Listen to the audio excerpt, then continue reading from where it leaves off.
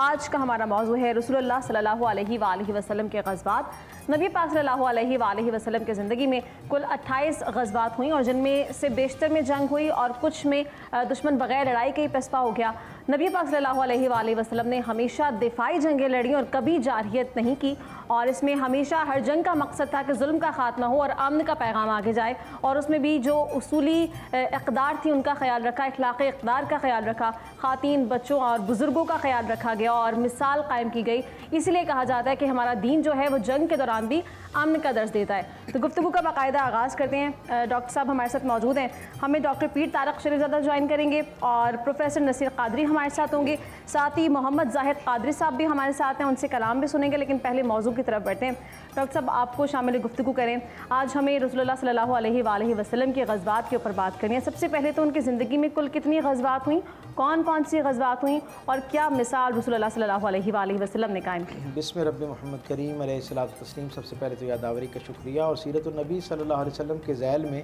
جہاں آقا کریم صلی اللہ علیہ وسلم کے دیگر محاسن کا ذکر ہوا، حضور کی اعلیٰ درجے کی علمی جو صفات ہیں ان پر بات ہوئی، آپ کے مزاج سے متعلقہ، آپ کے رویوں کے متعلق، عادات، معمولات پر ہم نے بات کرنے کا شرف پایا۔ وہیں آج حضور کے غزوات اور میدان شجاعت کے اندر جو آپ کا ایک لاہ عمل ہے اور آپ کا کردار نظر آتا ہے، اس سے ہم برکت کشید کریں گے۔ آپ اس بات سے اندازہ لگائیے کہ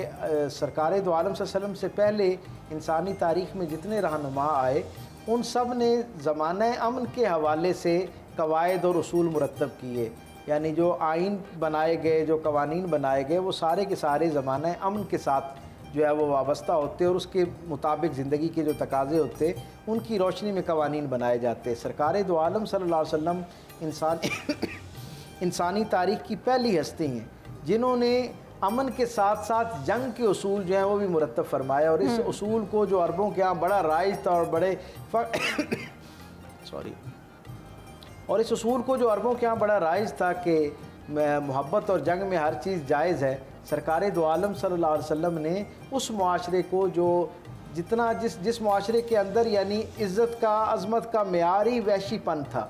وحشت قائم کرنا تھا، وحشت کا ماحول قائم کرنا تھا، اس ماحول کے اندر رسول اللہ صلی اللہ علیہ وسلم نے زمانہ امن کے تقاضوں کو تو مد نظر رکھتے ہوئے قوانین عطا کیے، زمانہ جنگ کے حوالے سے بھی ایسے بہترین اصول مرتب کیے کہ جو آج بھی بین الاقوامی سطح پر انسانوں کا سارا اجتماعی شعور ان کے سامنے جو ہے وہ دست بدستہ کھڑا نظر آتا ہے، ان کے سامنے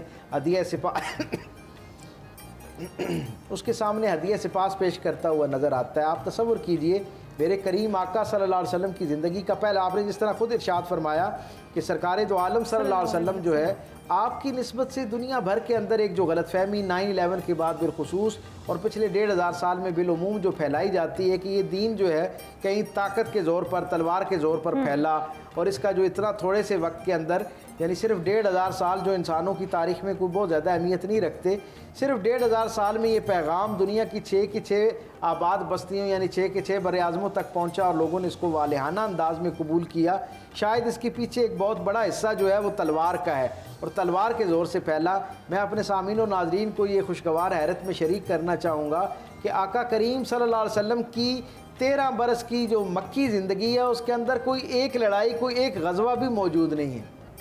مدینہ کی جو 10-11 برس سرکار دو عالم صلی اللہ علیہ وسلم کے ہیں ان کے اندر بھی 2 ہجری سے لے کے 9 ہجری تک یعنی صرف 7 سے 8 برس کا دورانیہ ہے جس کے اندر جہاد اور قتال ہمیں نظر آتا ہے۔ یعنی جہاد کا مطلب ہوتا ہے جد و جہد کرنا، اللہ کے دین کو، اللہ کے پیغام کو اپنے اوپر بھی نافذ کرنے کی جد و جہد کرنا، اپنے گرد و پیش پر بھی اس کو نافذ کرنے کی جد و جہد۔ تو یہ جد و جہد تو یقیناً سرکار دو عالم صلی اللہ علیہ وسلم کی پوری زندگی میں نظر آتی ہے، لیکن قتال کا جو معاملہ ہے جو جنگوں کی شکل میں ہے اس کا عالم یہ ہے کہ یہ صرف 7 سے 8 برس تک کا دورانیہ، اور اس کے اندر بھی اب تصور کیجئے کس ماحول میں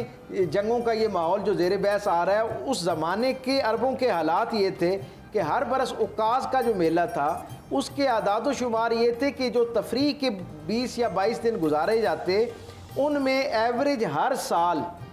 یعنی وہ خود اپنی تاریخ میں بتاتے ہیں کہ 250 سے 300 افراد جو ہیں ان کی جانیں جاتی، یعنی وہ صرف مزاح میں کھیل کود کے دوران ایک دوسرے کے ساتھ جو ہے نا دل لگی کرتے ہوئے اتنے لوگوں کی جان ضائع ہو جاتی، جبکہ سرکار دو عالم صلی اللہ علیہ وسلم کی پوری اس 23 बरस की जद्दोजहद में नहीं, मुझे इजाज़त दीजिए कि मैं ये कहूँ कि 63 बरस की जद्दोजहद में रसूल अल्लाह सल्लल्लाहु अलैहि वसल्लम की जितने गज़वात हैं उनमें कुल टोटल जो जिन लोगों की जान ज़ाया हुई, जान काम आई, यानी मुसलमानों की तरफ से शुहदा और मुखालफिन की तरफ से जो वासिल बजहन्नम हुए, उन सब की कुल टोटल तादाद 998 है। यानी 1000 से भी कम लोगों की जान गई और उसके नतीजे में अरबों को लगभग 1500 साल की जो साबका तारीख़ है ये गवाह है कि उस तरह के दोबारा कश्त खून का सामना नहीं करना पड़ा जो उससे पहले अरब रिवायात का एक मुस्तहकम हिस्सा था।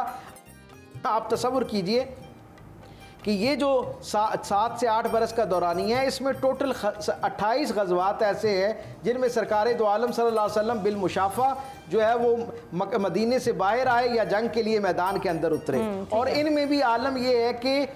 सिर्फ 7 गज़वात ऐसे हैं जिनके अंदर या 8 गज़वात ऐसे हैं जिनमें बाकायदा लड़ाई हुई, किताल हुआ। उसके अलावा बाकी जितने गज़वात थे उन सब में नेगोशिएशन की बुनियाद पर, मुज़ाकरात की बुनियाद पर वैसे कोशिश करेंगे कि वक्त का ख्याल रखते हुए इंडिविजुअली भी इस पर बात हो सके। प्रोफेसर साहब को शामिल गुफ्तगू करें। प्रोफेसर साहब, आप रसूलुल्लाह सल्लल्लाहु अलैहि वसल्लम का जो जंगी रवैया था उस पर रोशनी डाल दीजिए और फिर कैदियों के साथ उनका क्या सलूक हुआ करता था वो भी बता दें। बहुत शुक्रिया जी। यही चीज़ एक समझने वाली और समझाने वाली है।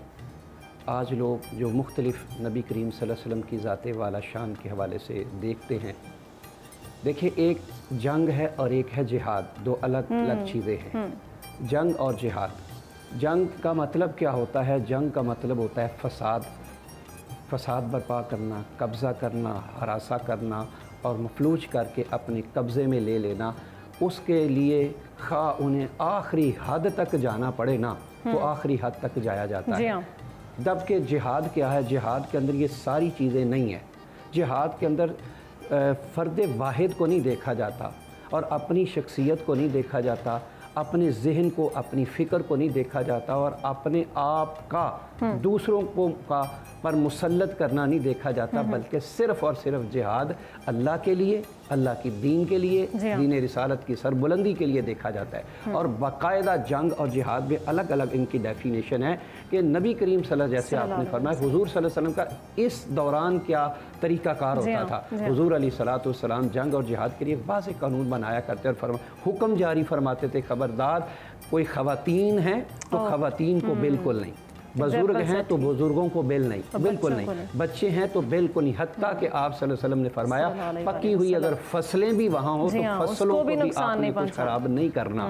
और आखिर में ये फरमाया जब तुम्हारे हाथ में कोई कैदी भी लग जाए तो उन कैदियों को उस अंदाज में नहीं लाना कि कहीं वो ये ना समझ ले हमारी कैफियत क्या है। कि आप जानते हैं तारीख़ इस बात की शाहिद है, एक अगर रियासत की एक इंटरनेशनल उस दौर के रियासत के बादशाह की अगर बेटी भी हुजूर सल्लल्लाहु अलैहि वसल्लम की बारगाह में बतौर क्या है कैदी बनकर आती है, आपने जैसे कहा, तो हुजूर सल्लल्लाहु अलैहि वसल्लम और सहाबा किराम ने इस कदर रहनुमाई की, इस कदर उसकी सेफ्टी और हिफाजत को बरकरार रखा। और जब जाने हुजूर अलैहिस्सलाम ने अलविदा भी किया और अलविदा करने के साथ सहाबा किराम भी साथ गए, मैं इख्तिसार के साथ। और जब उसके शौहर ने उसका बाग गया और उसने पूछा कि कैसा तूने मोहम्मद मुस्तफ़ा सल्लल्लाहु अलैहि वसल्लम को पाया है, उनके साथ आप रहे। आज बादशाह के जो मामलात उसके ज़ेरे अंडर आते हैं वो तो उसके कैदियों को नहीं छोड़ता। आप बोस्निया में देख लें, अफ़गानिस्तान में देख लें, कश्मीर में देख लें, जैसे क्या सूरत हाल होती। तो उस खातून ने जाके उसने कहा था मैंने इतना महफूज अपने आप को आपकी बीवी होने के बावजूद नहीं पाया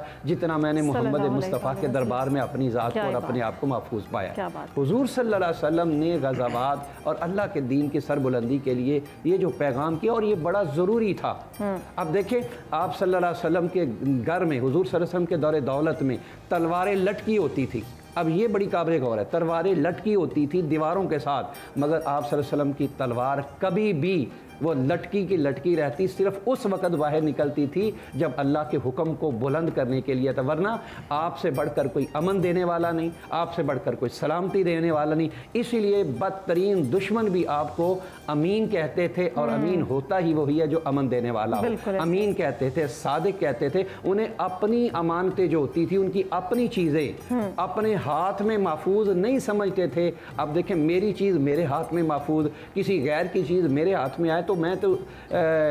माले मुफ्त दिले बेरहम की तरह उसे इस्तेमाल करूंगा ना। तो कैसी बात है काफिरों की चीज़ें अपनी ज़ात पे एतमाद नहीं है, उसके पास अपनी अमानतें रखवा रहे हैं, जिसको अपना दुश्मन समझते हैं। इससे बढ़कर अमीन कौन है? मगर इस्लाम ये चाहता है कि कम अज़ कम तुम अपना आप दिखाओ भी। जहाँ इस्लाम की बात आती है, दीन की बात आती है, सरबलंदी की बात आती है, हुजूर सल्लल्लाहु अलैहि वसल्लम सहाबा को लेके जाते। अब देखिए ना, मिसाल के तौर पर कैदी बनकर आए, सहाबा किराम ने जब सारी सूरत हाल देखी, उन कैदियों में आप सल्लल्लाहु अलैहि वसल्लम के चचा भी थे, कराहने की आवाज़ तक आती रही, और फरमाया सेम सलूक उसी तरह कर दिया जाएगा। कोई तफरीक नहीं, कि एग्जाम्पल उन्होंने सेट की।